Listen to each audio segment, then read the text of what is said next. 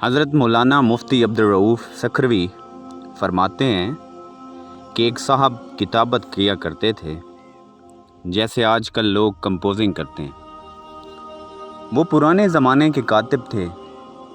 ان کا ایک عجیب معمول تھا کہ انہوں نے صرف درود شریف لکھنے کے لیے ایک کاپی بنائی ہوئی تھی، اور وہ روزانہ جب صبح سویرے کتابت کرنے کے لیے بیٹھتے تو کتابت کرنے سے پہلے اس کاپی میں فن کتابت کی روشنی میں ایک بہت ہی خوبصورت درود شریف لکھتے تھے۔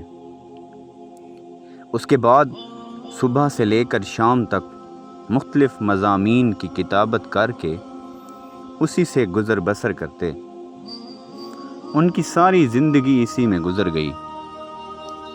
ان کاتب صاحب کے انتقال کا وقت جب قریب آیا تو انہوں نے آخرت کی فکر سوار ہوئی اور ڈرنے لگے کہ کچھ ہی دیر بعد میں اس دنیا سے چلا جاؤں گا اور آخرت میں پہنچوں گا تو معلوم نہیں کہ میرے ساتھ کیا معاملہ ہوگا، میری بخشش ہوگی یا نہیں ہوگی۔ اسی دوران ایک مجذوب ان کے گھر کے پاس سے گزرا اور اس نے کہا، ارے تو آخرت سے کیوں گھبراتا ہے؟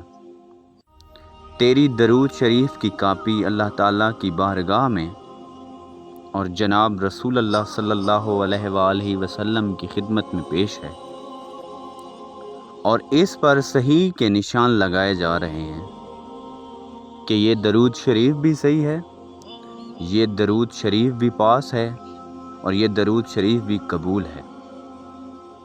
وہاں تو صحیح کے نشانات لگ رہے ہیں اور تو گھبرا رہا ہے۔ درود شریف ایک ایسی مقبول عبادت ہے کہ اللہ تعالیٰ اس کی برکت سے آخرت کی انجام کا بھی انتظام فرما دیتے ہیں۔ سبحان اللہ۔